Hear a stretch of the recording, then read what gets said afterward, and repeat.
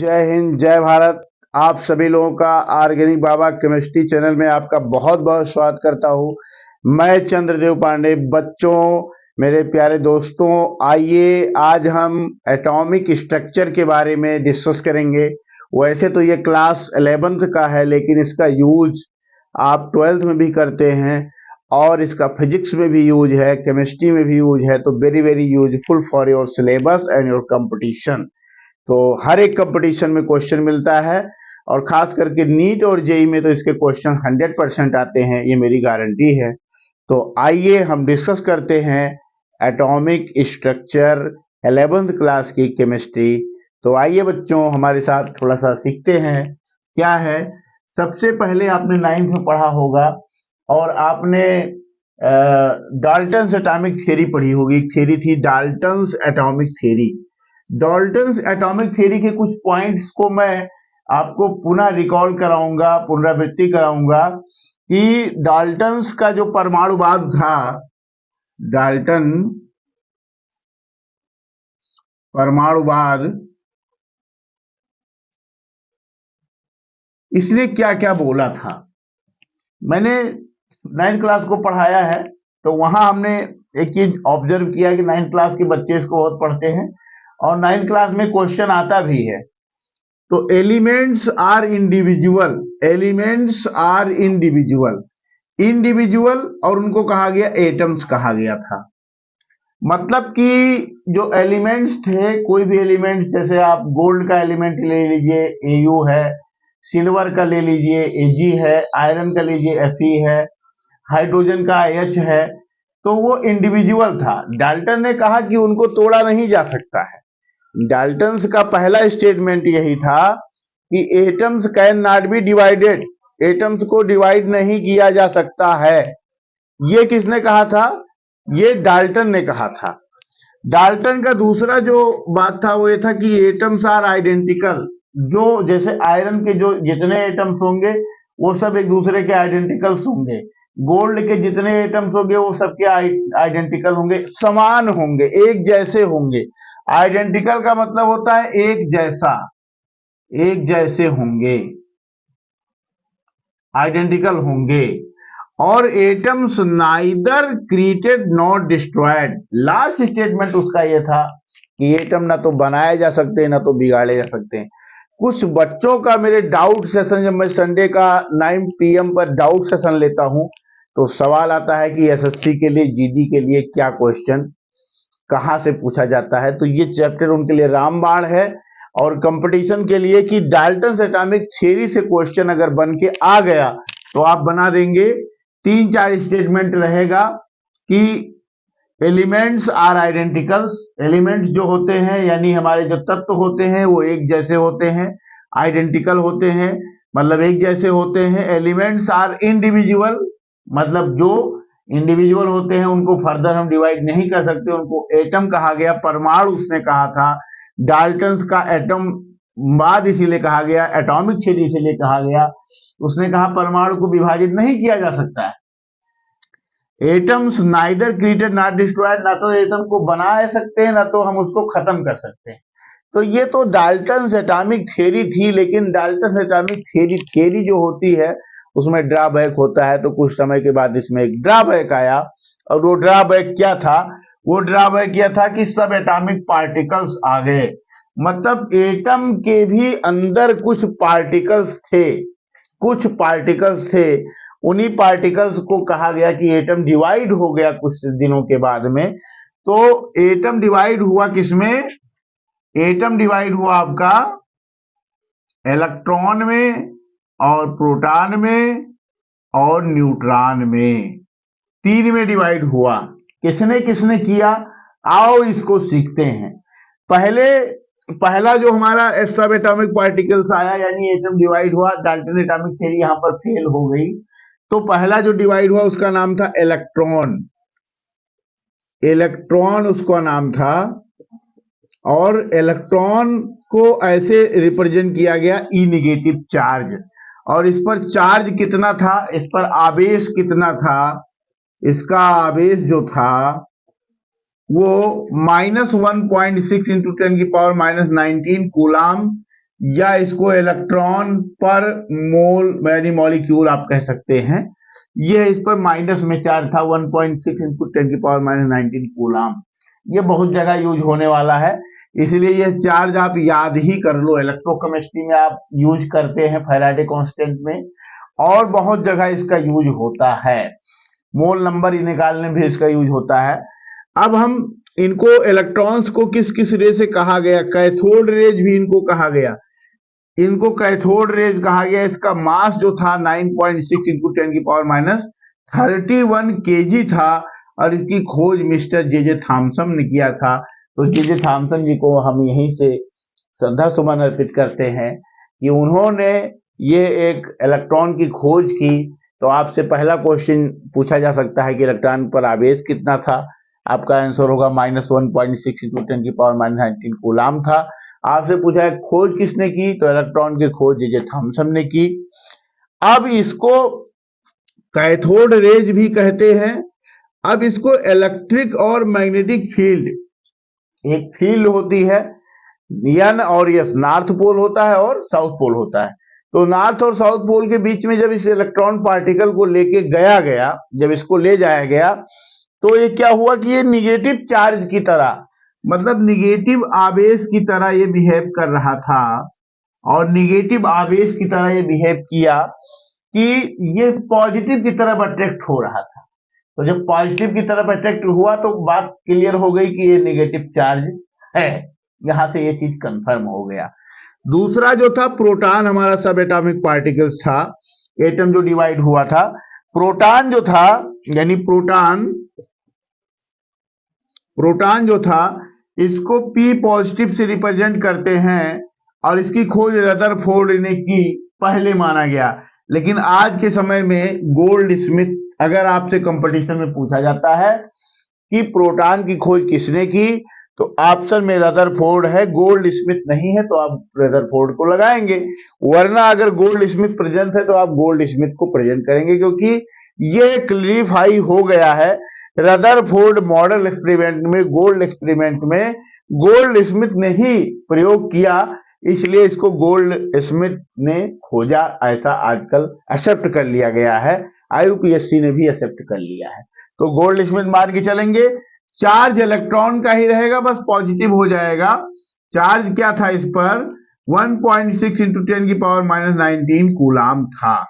और इनको anode rays भी कहा गया या कैनाल रेज कहा गया, क्योंकि ये एनोड की तरफ जा रही थी, और इलेक्ट्रिक और मैग्नेटिक फील्ड में जब इनको ले जाया गया तो ये पॉजिटिव आवेश की तरह बिहेव करती थी।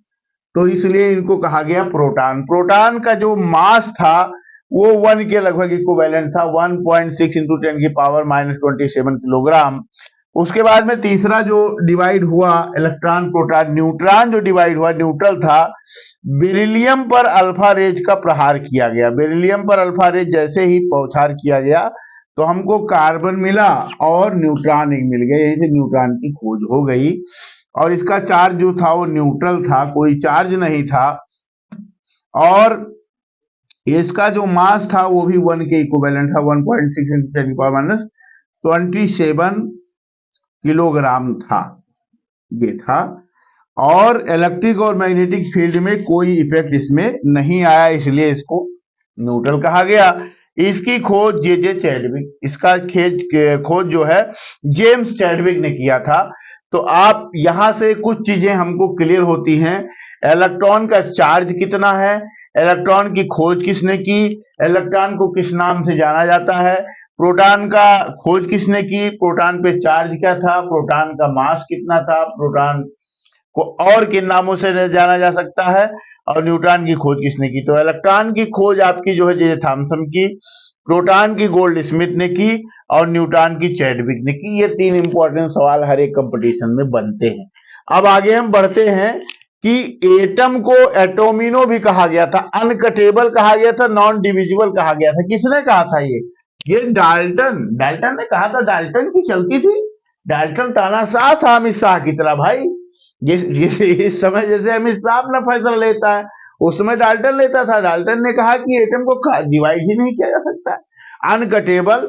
और भारतीय अगर इंडियन फिलॉसफी की बात की जाए तो इंडियन फिलॉसफी में भी कहा गया कि जो हमारा पदार्थ होता है उसको सबसे छोटा कण जो होता है कण कहा गया। कण, जो कण होता है ना, चावल का कण या आप कह दीजिए कि गेहूं का कण, तो जो कण होता है उसी को कण कहा गया। कण नामक वैज्ञानिक थे, साइंटिस्ट थे, महर्षि। तो हमारा इंडियन फिलॉसफी भी इसमें बहुत ही रिच है। 9th क्लास में आप जाएंगे पढ़ेंगे तो आपको पंच तत्व मिलेगा, वहां से भी बहुत सारी चीजें आपको मिलेंगी।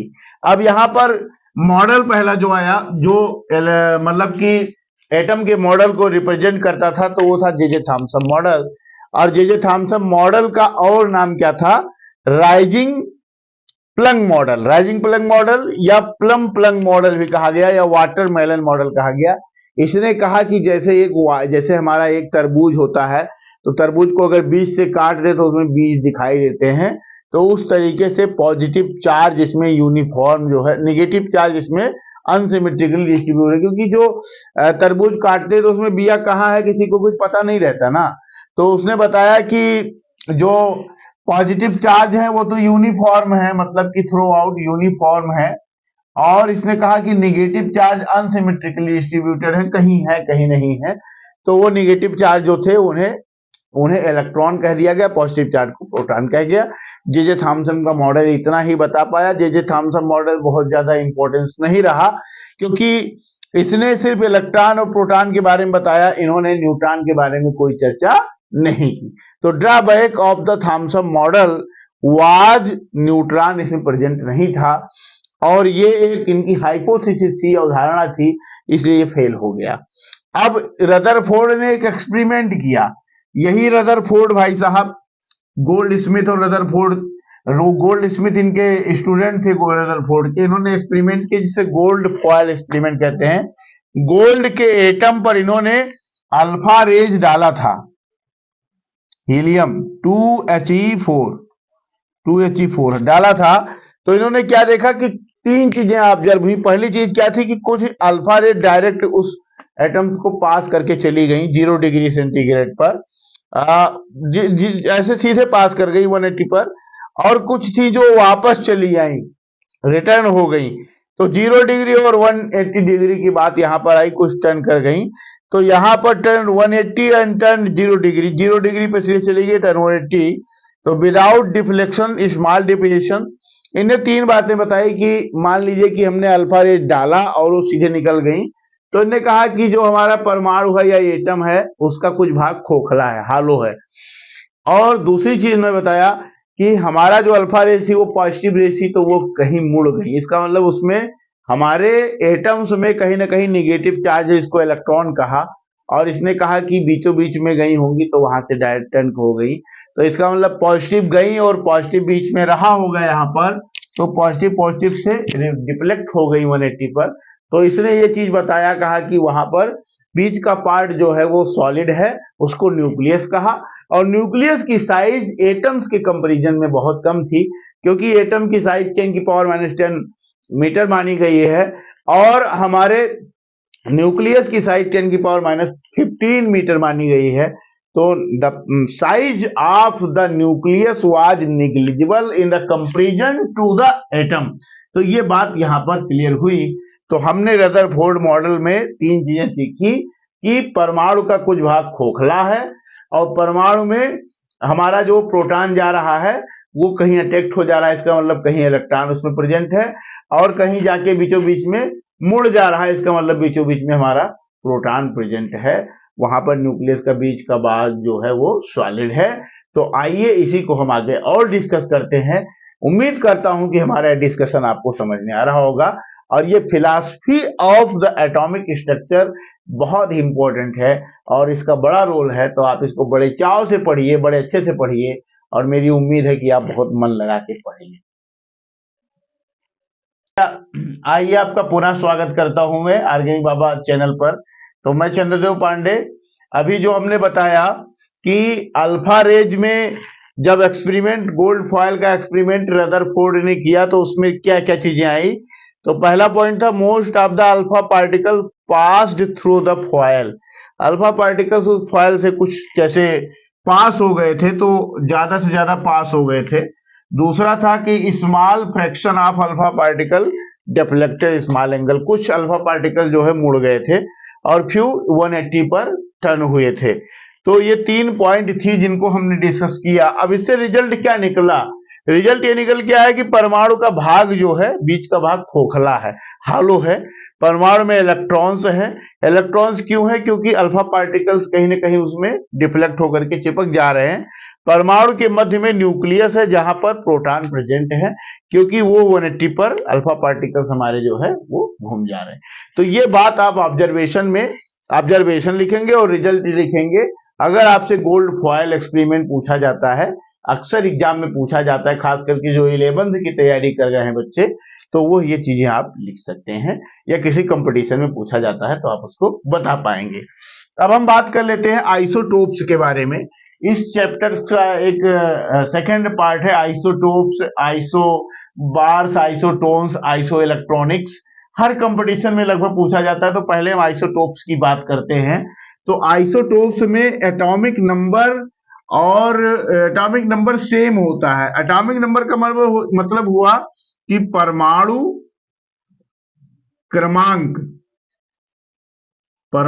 क्रमांक क्या होंगे? सेम होंगे, एक जैसे होंगे। और परमाणु भार क्या होगा?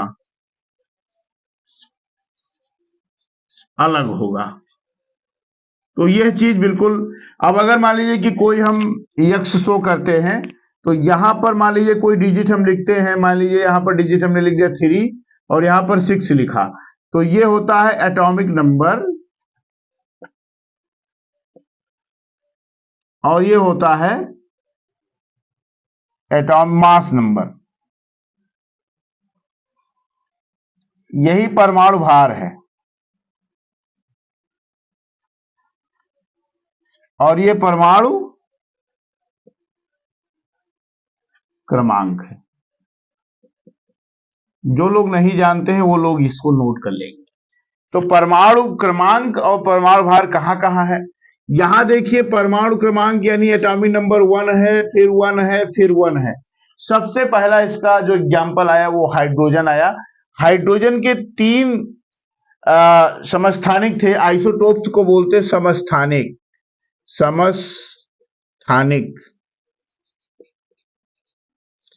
चलो इसको हम डिस्कस कर लेंगे। समस्थानिक संभारिक में हमको थोड़ा सा भी कंफ्यूजन लग रहा है, एक बार जरा सर्च करना, देख लेना। तो यहां पर जो आइसोटोप्स में हाइड्रोजन के 3 आइसोटोप्स थे, 1H1, 1H2, 1H3।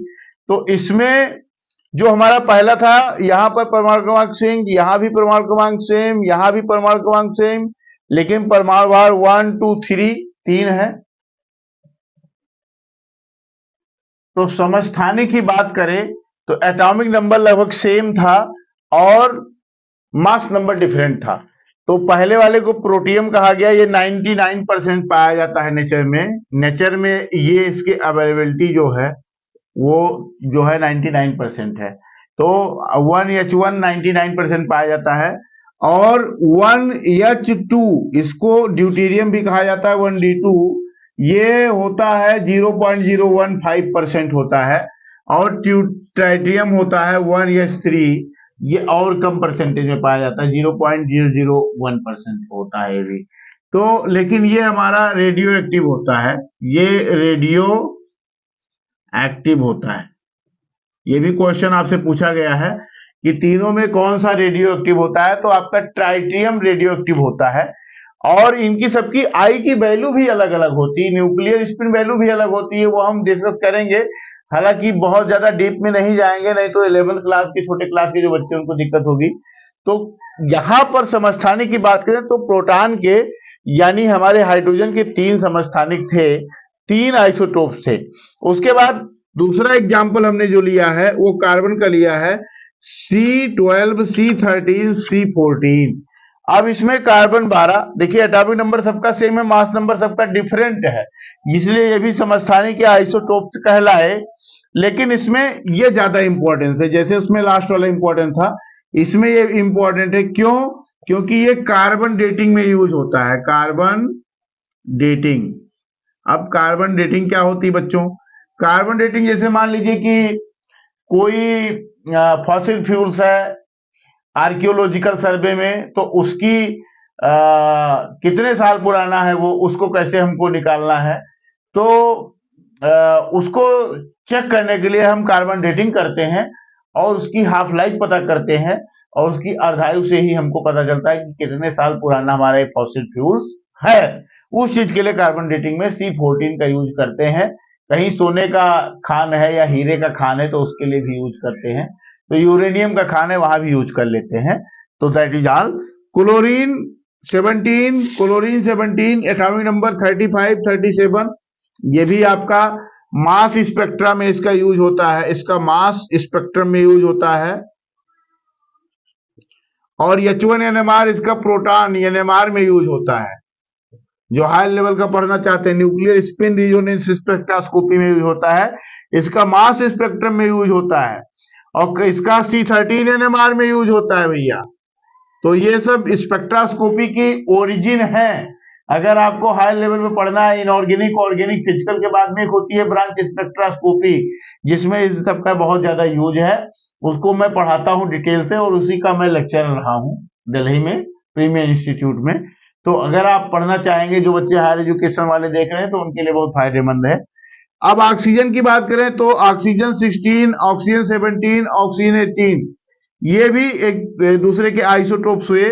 Boron 11, boron 10, boron 11, boron 10, इसकी भी, ये भी आपका यूज होता है, NMR में यूज होता है। ये यूरेनियम, ये देखिए बहुत इंपॉर्टेंट है, यूरेनियम 235, यूरेनियम 236। यूरेनियम की अगर बात की जाए बच्चों, तो यूरेनियम अपने आप में एक बहुत महत्वपूर्ण टॉपिक है।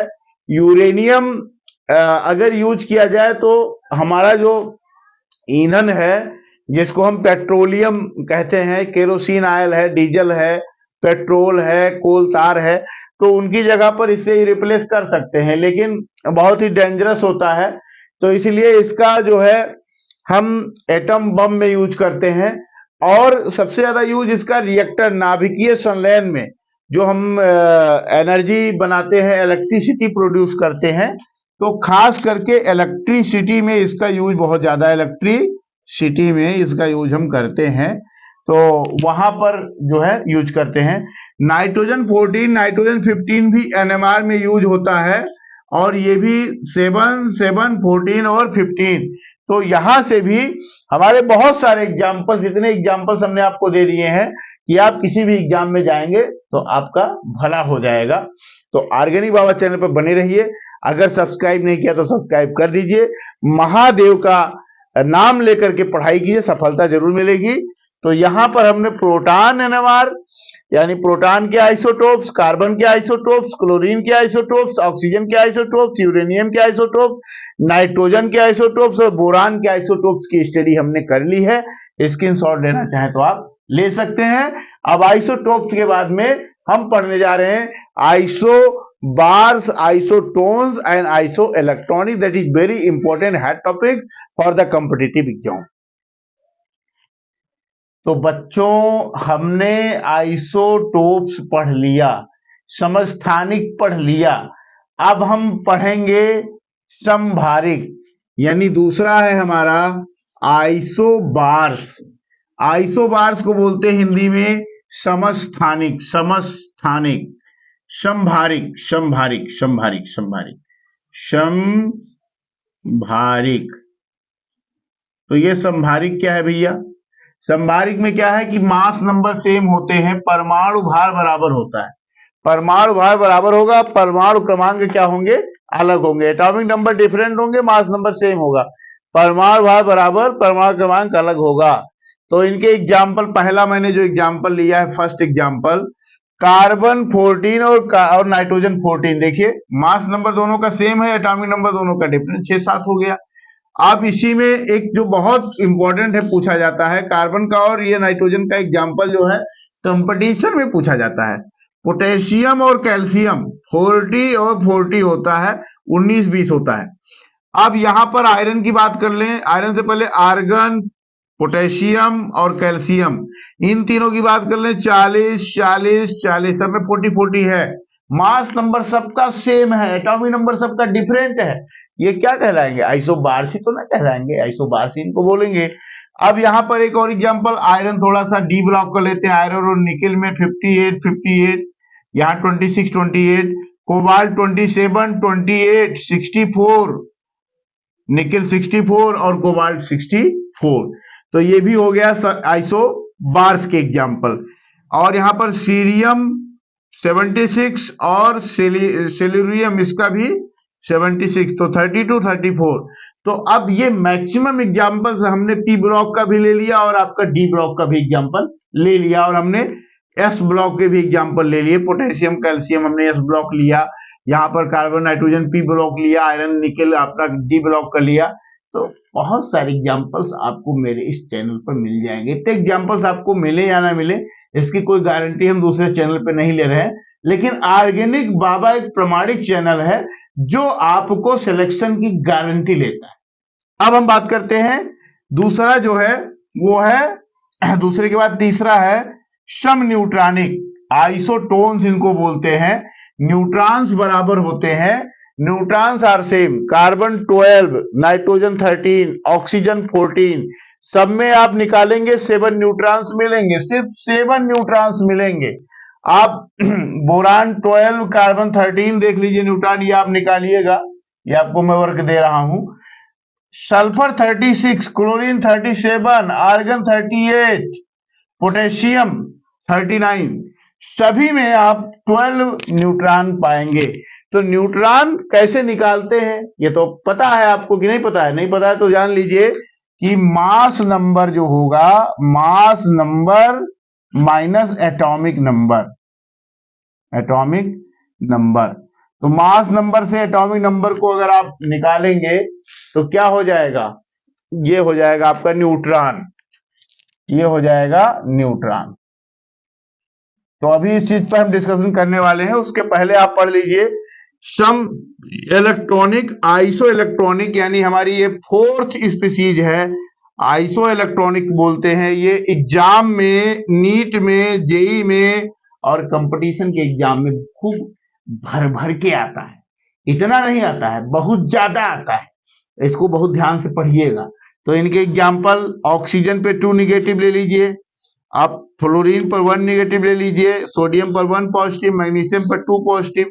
मैग्नीशियम से 2 इलेक्ट्रॉन निकालेंगे तो सोडियम जैसा हो जाएगा, सोडियम से 1 इलेक्ट्रॉन निकालेंगे तो, अब इससे 2 निकाल लें, 1 निकालें तो सोडियम जैसा, 2 निकालें तो सोडियम पॉजिटिव जैसा।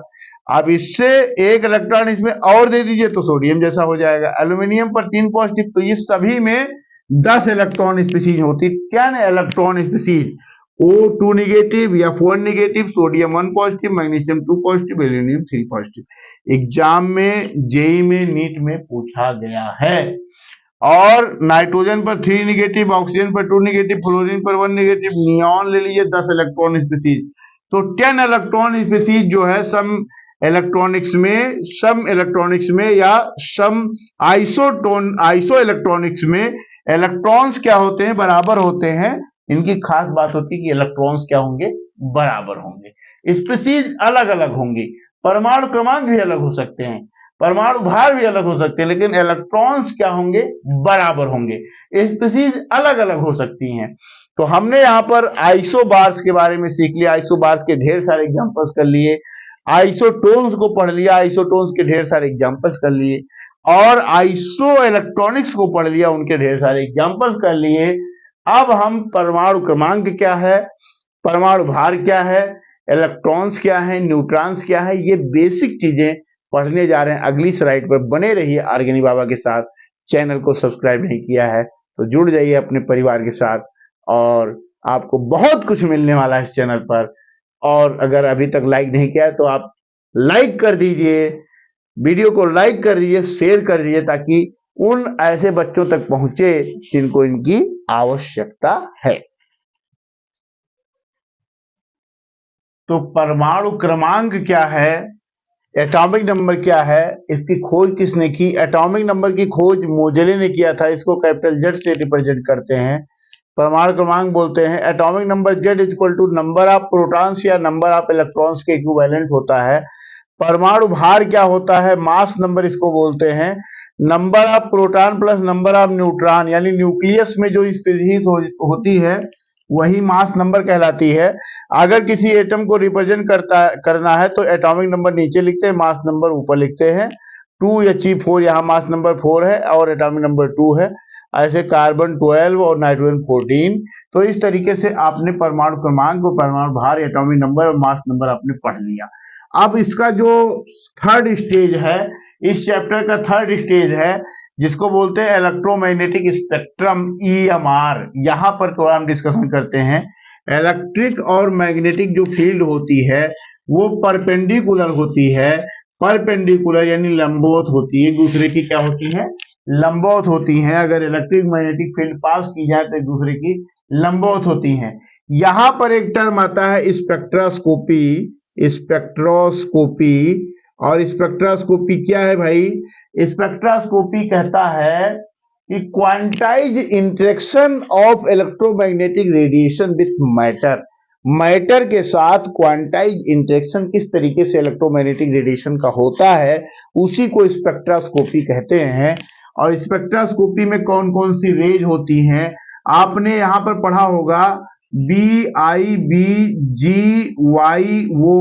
बिबजोर, वॉयलेट, इंडिगो, और ये आपका ब्लू, और ये ग्रीन, और येलो, ऑरेंज और रेड, इसको बोलते हैं विजिबल स्पेक्ट्रम।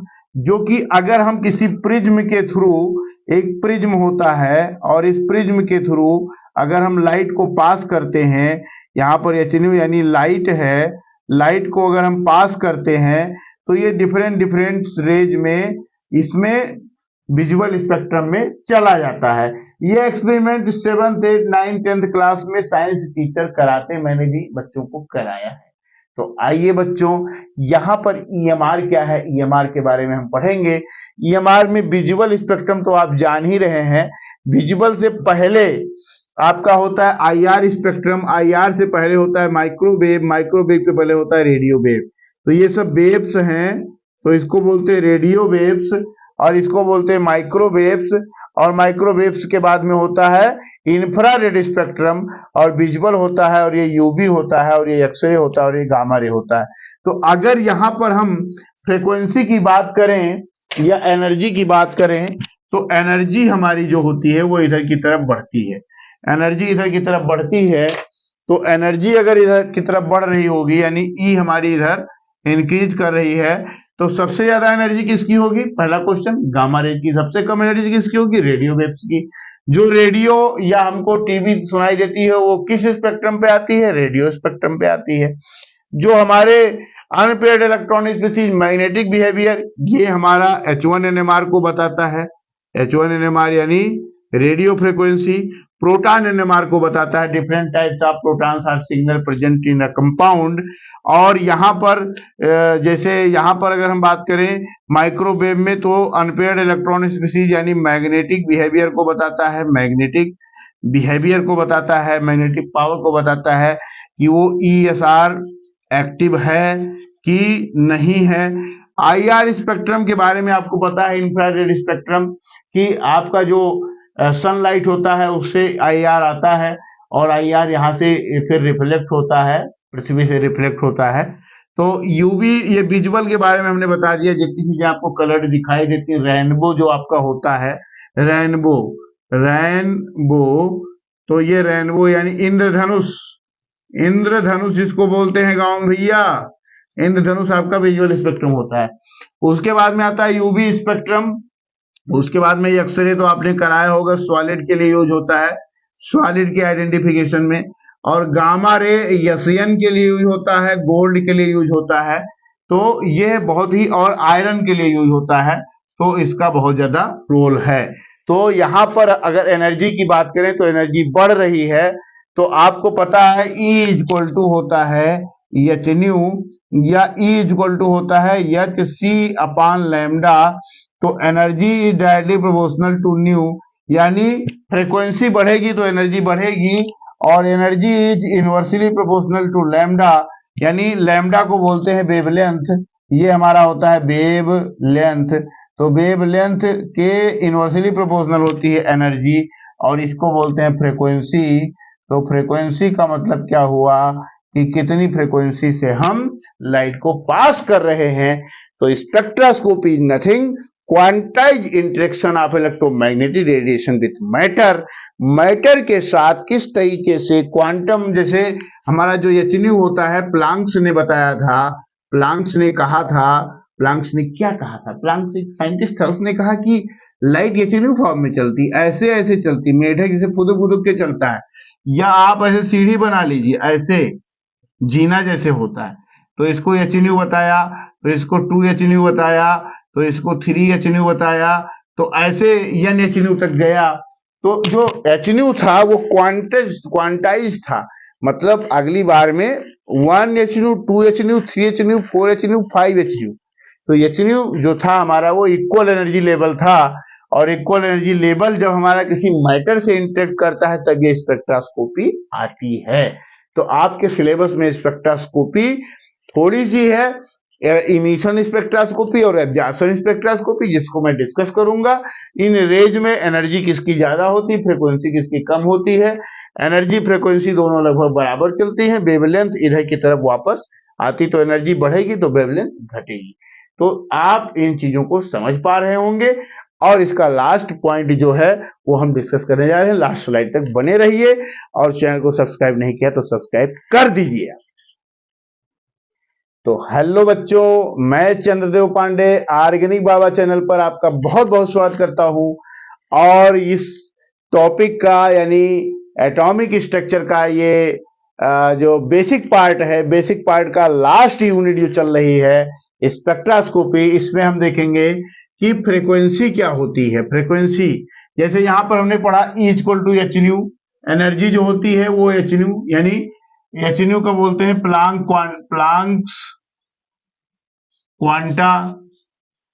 जो एनर्जी है वो क्वांटा के फॉर्म में है, पैकेट्स के फॉर्म में है, एनर्जी पैकेट्स के फॉर्म में होती है। तो ऊर्जा पैकेट्स के फॉर्म में है, E इक्वल टू एचन्यू है, E equal to h upon lambda है, E equal to h upon lambda है। अब यहाँ पर कुछ चीजें निकल के आती है, जैसे case first, case second. Case first क्या है, एनर्जी फ्रीक्वेंसी के डायरेक्टली प्रोपोर्शनल है, यानी एनर्जी बढ़ेगी तो फ्रीक्वेंसी बढ़ेगी, एनर्जी बढ़ेगी तो फ्रीक्वेंसी बढ़ेगी, एनर्जी बढ़ेगी तो वेवलेंथ घटेगा।